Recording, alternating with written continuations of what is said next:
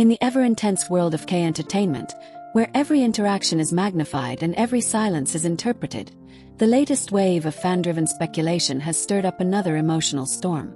This time, it revolves around a dramatic claim that has sent imagination spinning. A supposed warning from Song Joong-ki to Lee Min-ho, telling him not to marry Song Hye-kyo because of the twins. While the situation is entirely constructed by fans and online discussions, the narrative has taken on a life of its own, growing into one of the most talked-about scenarios in fandom spaces. Supporters of all three stars have been exchanging their thoughts, trying to piece together what such a moment would look like if it were real, and what emotions might be hidden beneath the surface.